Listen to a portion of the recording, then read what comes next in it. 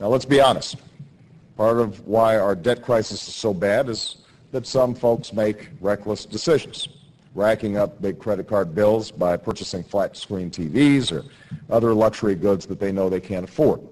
And they should have to face the consequences of those decisions. But many more Americans aren't falling into debt because of an irresponsible decision. They're falling into debt because credit card companies are pushing them over the edge. For too long, credit card companies have been using unfair and deceptive practices to trick Americans into signing agreements they can't afford.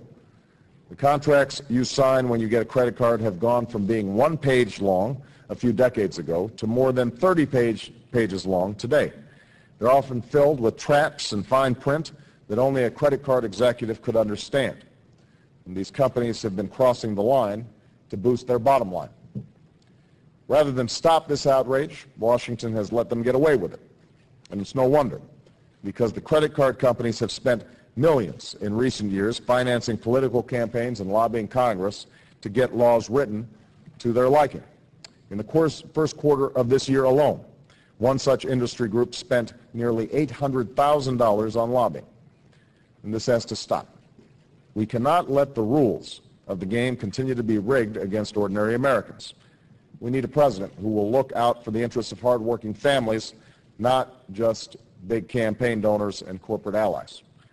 And that will be a real difference in this election, because when it comes to Washington letting credit card companies get away with this, John McCain has been part of the problem, not part of the solution. When he had a chance to help families avoid falling into debt, John McCain sided with the credit card companies.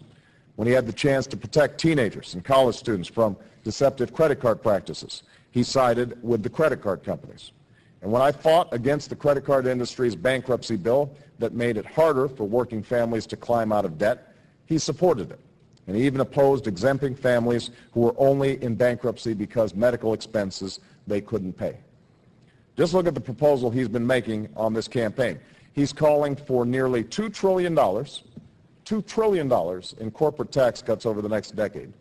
But he has not proposed a single measure to protect hardworking Americans from credit card companies that are trying to take advantage of them.